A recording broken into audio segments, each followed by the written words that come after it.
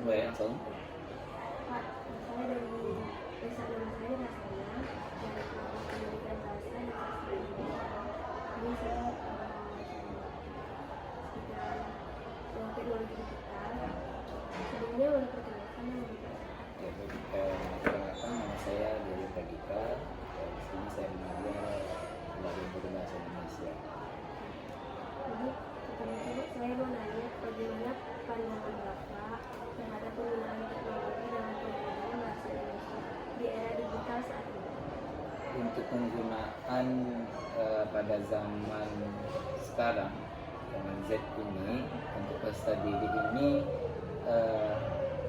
sangat bagus bermanfaat untuk dalam proses pembelajaran, apalagi itu menggunakan bahasa Indonesia, karena bahasa Indonesia ini banyak menggunakan yaitu seperti literasi, ya kan, bisa menggunakan gadgetnya bahasa didiknya dari rumah maupun di sekolah, secara proses pembelajarannya biar efektif. Jadi teknologi yang saat ini sedang Bapak gunakan itu ya, seperti gadget itu kan? Ya, sebagai gadget itu karena apa gadget? Karena sekarang ini udah canggih ya. Nah, sudah canggih ya dalam gadget tersebut, karena peserta didik ini banyak bisa menggunakan aplikasi-aplikasi yang baik untuk dalam proses pembelajarannya. Mungkin dia dalam proses pembelajaran di sekolah dia masih kurang, ya kan. Nah, untuk mendapatkannya dia bisa mempelajari di rumah itu menggunakan gadgetnya. Oh, materi-materi yang mana yang tadi mungkin ketinggalan ataupun dia pahami sedikit, ya kan. Karena gini itu dia bisa mengulang kembali di dalam proses gadget atau digital tersebut. Terus menurut Bapak seberapa besar pengaruh teknologi terhadap motivasi belajar siswa dalam mata pelajaran bahasa Indonesia? Nah, kalau pengaruhnya di dalam ya kan, Iya, di pembelajaran. pembelajarannya bahasa Indonesia itu lumayan banyak atau besarnya gitu kan, karena apalagi kalau pengaruhnya itu mungkin ya sebagian persennya, ya kan. Persennya itu karena apa? Karena anak yang fokus dalam literasi, dalam bisa menggunakan gadget itu dengan baik, dia bisa terlaksana dengan baik, ya kan. Tapi ada juga di sebalik dari sisi yang tidak baiknya juga ada. Kenapa?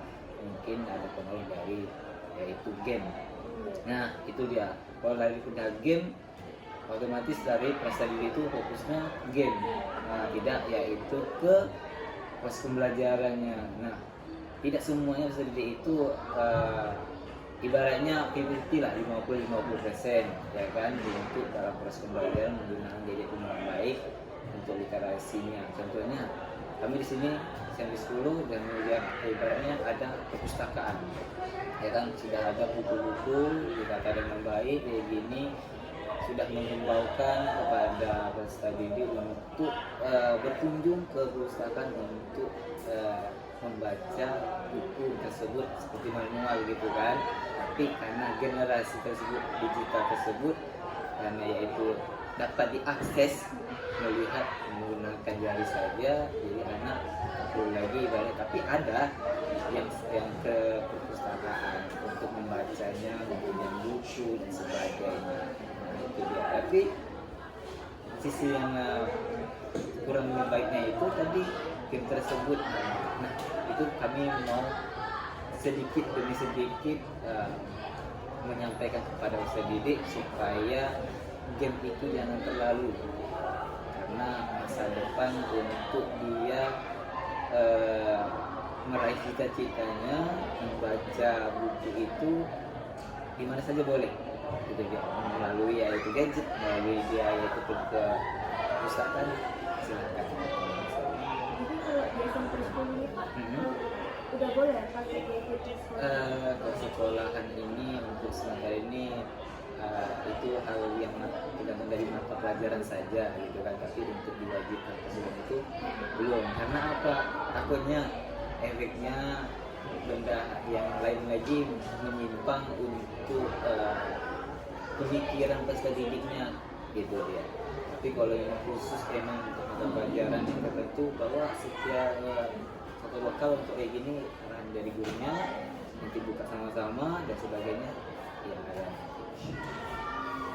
Gimana Pak respon siswa kalau misalnya di dalam pembelajaran bahasa Indonesia itu menggunakan gadget daripada buku gitu? Perbedaannya kalau gadget ini untuk peserta didik ya awal ya, untuk gadget ini dia mempermudah dia untuk membukanya gitu. Jadi sedangkan buku sih harus juga sebagai penunjangnya ya kan, sebagai penunjangnya supaya referensi untuk menambah tidak satu yaitu dari gadget aja gitu. Tapi memang karena akses internet itu meluas, tapi kan tidak semua peserta didik untuk SMP 10 ini untuk gadget itu ekonomi orang tuanya ada yaitu bisa dilaksanakan di bawah, dan ada juga enggak karena apa dari terbatas mungkin dari uangan dari orang tuanya, kuotanya, jadi ya gitu. Tapi kalau untuk bangsa menggunakan buku tersebut ya pasti ditampilkan juga, jadi tidak ada satu aja gitu, jadi harus ya itu menggunakan buku pas pembelajaran.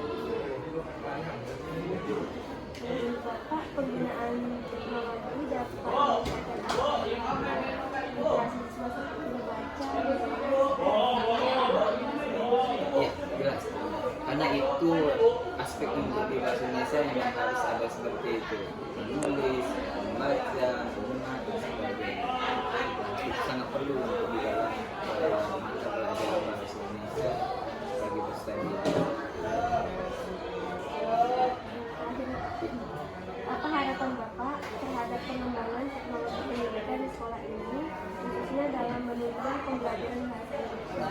Kedepannya semoga kedepannya generasi berikutnya bisa memanfaatkan digital dengan baik, banyak belajar menggunakan teknologi dengan baik. Makin tahun generasi ini apalagi teknologi makin canggih, tidak banyak kita yang tahu lanjutannya bagaimana lagi, karena sudah banyak aplikasi-aplikasi yang mempermudah kita melaksanakan itu dalam proses pembelajaran khususnya untuk pendidikan ya kan, membaca, literasi, bisa yaitu pinjam buku secara online dan sebagainya di perpustakaan. Jadi tak perlu lagi ibaratnya pergi ke perpustakaan pinjam buku gitu kan, karena udah pakai digital, bagaimana sudah baca secara buku digital. Itu harapan saya semoga ke depannya lebih meningkat lagi untuk generasi menggunakan ya dengan baik buku digital tersebut. Terima kasih Pak. Ya, sama-sama.